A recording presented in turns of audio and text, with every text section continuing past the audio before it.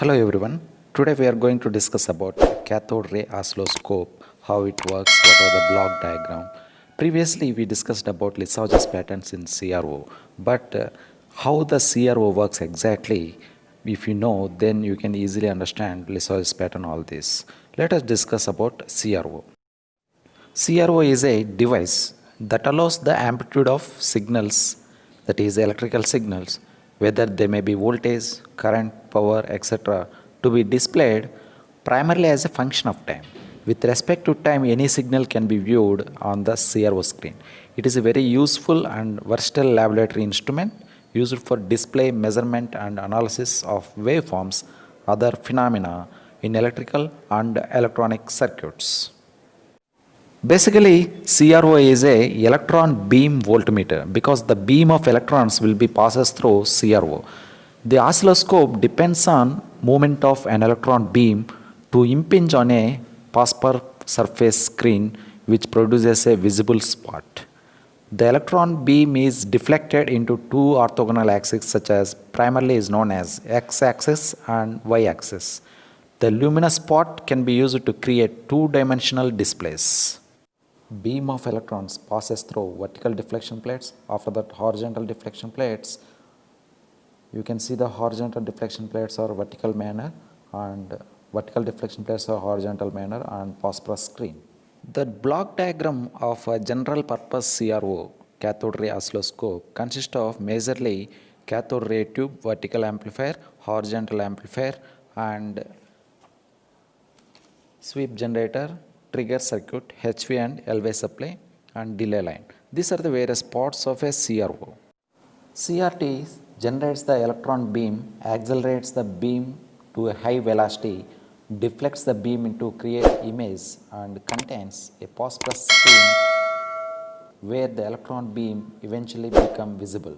It displays the quantity being measured. And second one is vertical amplifier.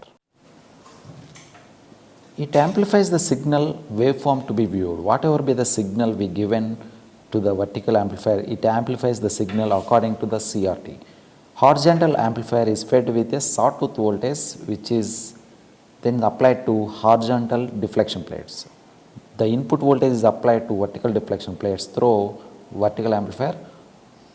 The sawtooth voltage or ramp voltage time-based generator is connected to horizontal amplifier.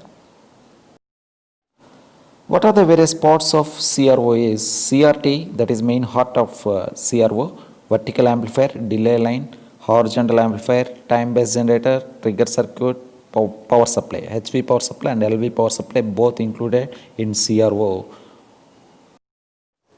When the signal is to be displayed or viewed on the screen, it is applied to Y deflection plates or vertical deflection plates of the CRT. But to see its waveform or pattern, it is essential to spread it is horizontally from left to right. This is achieved by applying a sawtooth voltage wave to X deflection plates, that is horizontal deflection plates. Under these conditions, the electron beam would move uniformly from left to right. Here, by graphing vertical vibrations of the input signal versus time.